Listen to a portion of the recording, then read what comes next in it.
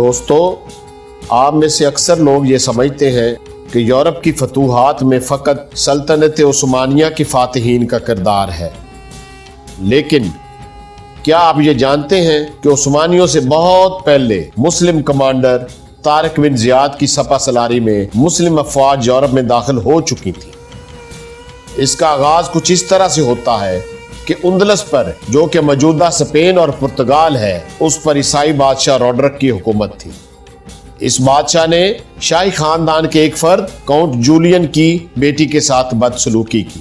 Julian اس واقعے کے متعلق دریافت کرنے کے لیے روڈرک کے دربار پہنچتا ہے تو بادشاہ الٹا جولین کو کہتا ہے کہ آپ میرے پاس اس دفعہ عقاب لے کر نہیں آئے۔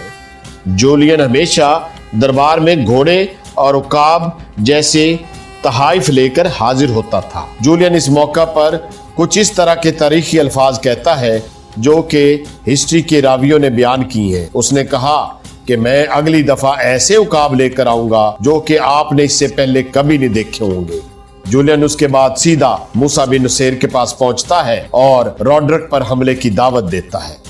موسیٰ بن نصیر خلیفہ ولید سے اجازت لے کر طارق بن زیاد کو اسپین کی طرف روانہ کرتا ہے۔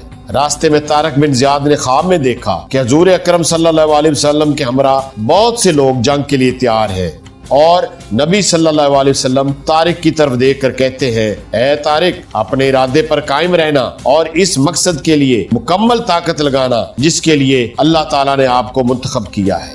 چنانچہ 711 عیسوی میں اندلس کی سرزمین پر اترنے کے بعد گواڈلیٹ کے مقام پر عیسائی بادشاہ روڈرک مسلمانوں کے مقابل آتا ہے۔ اس موقع پر طارق بن زیاد ایک تاریخی تقریر کرتا ہے اور کشتیاں جلا دیتا ہے جس پر سوار ہو کر مسلمان اندلس یعنی اسپین میں داخل ہوئے تھے۔ اس کے بعد مسلمان اپنے سے 5 گنا بڑے لشکر پر ٹوٹ پڑتے ہیں اور عیسائی بادشاہ روڈرک شکست کھا کر ہلاک ہوتا ہے۔ 6 سال کے تھوڑے سے عرصے میں مسلم ریاست پائنیئرز کے پہاڑی علاقوں تک پھیل جاتی ہے۔ یہ وہ پہاڑ ہے جس کے بعد سرزمین فرانس کا علاقہ شروع ہو جاتا ہے۔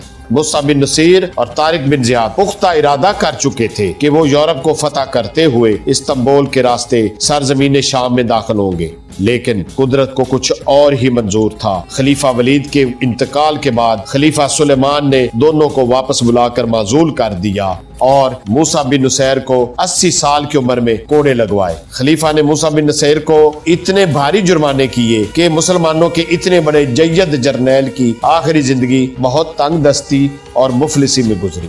720 عیسوی میں امیر السما نے خلیفہ عمر بن عبدالعزیز کے زمانے میں پائنیئرز کے پہاڑوں کو پار کیا اور جنوب مشرقی فرانس کے شہر نیربون پر قبضہ کر لیا۔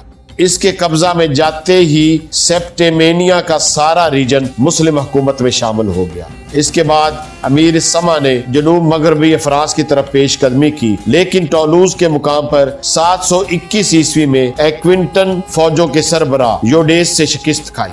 اس جنگ میں امیر السما نے شہادت پائی۔ 732 عیسوی میں امیر عبد الرحمن الغافقی نے جنوب مغربی فرانس پر متعدد حملے کیے اور بورڈکس کے شہر پر قبضہ کر لیا۔ اس کے بعد امیر عبد الرحمن الغافقی نے بورڈکس سے کمانڈر یوڈیس کی طرف پیش قدمی شروع کی جو کہ ٹولوز کے شہر میں مقیم تھا۔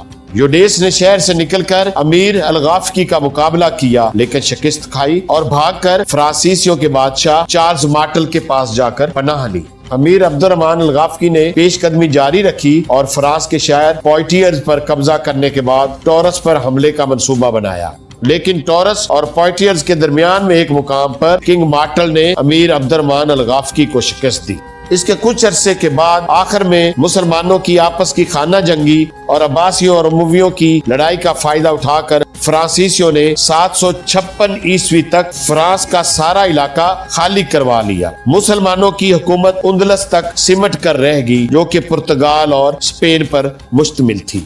اندلس کی سلطنت کو پھر اموی شہزادے امیر عبد الرحمن نے سنبھالا، جس نے اس سلطنت کو علم و ہنر کی عظیم بنیادوں پر مستحکم کیا، اور اندلس کی یہ عظیم الشان سلطنت 8 صدیوں یعنی 1491 عیسوی تک تہذیب و تمدن کا گہوارہ رہی۔ بلکہ یہ بھی کہا جاتا ہے کہ یورپ کی موجودہ ترقی میں اندلس کا بہت بڑا ہاتھ ہے۔